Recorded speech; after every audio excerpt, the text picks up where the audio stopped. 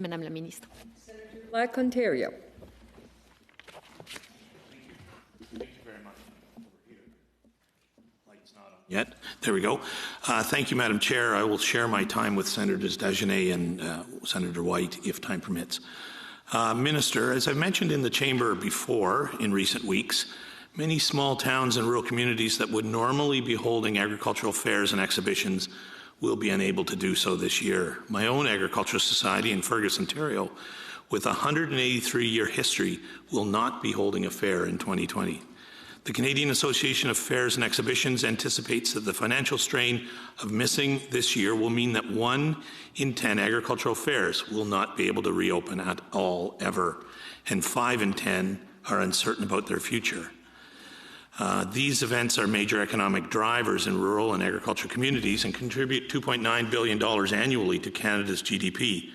Is the government considering supporting this industry, such as providing stabilization for funding for agricultural fairs, exhibitions, and agricultural societies? Thank you, Senator. I also have quite a number of fairs in my riding with 36 municipalities. And Hatley was celebrating, was supposed to have a big fair this year for its 150 years anniversary. So the support to fairs come a bit more through the Heritage Department, through either tourism or eventually culture, depending on the opportunity they have when they celebrate such an anniversary, for example. So for the time being, I would refer them to the general support that we are offering to NGOs mainly, and some specific program coming from Heritage might eventually support them. For those who were supposed to have funds this year, they have had the flexibility to use the fund to cover some exceptional costs caused by COVID-19. Thank you.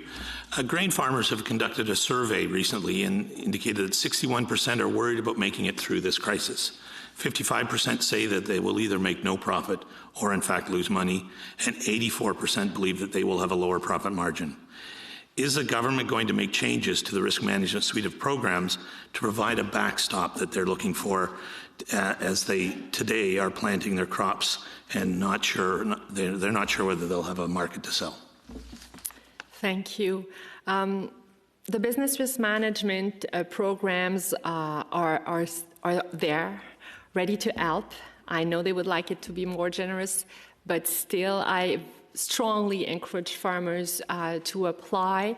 They can go online, try the estimator, and know, with some effort still, but they can know how much they could get from the agri-stability program.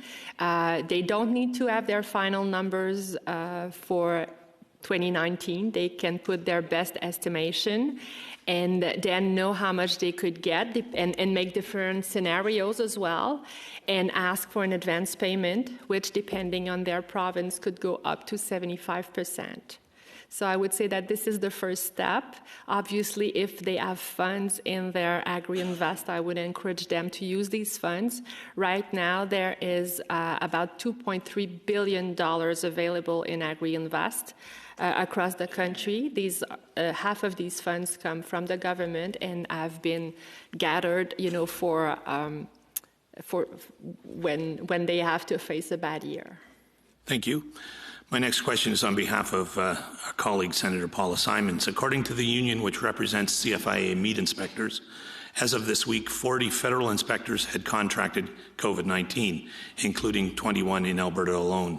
Because so many inspectors are off sick or under quarantine, there is now a shortage of trained people to do the work, and the union says people without the necessary training or experience are being asked to step in.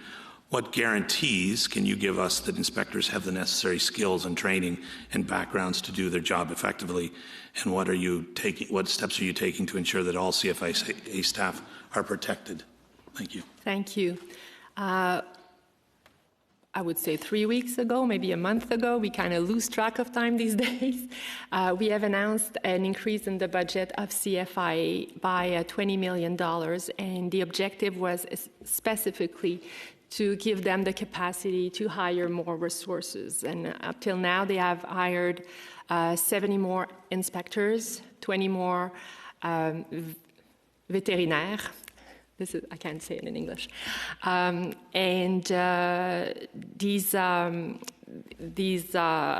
this is new personnel available to do the inspections.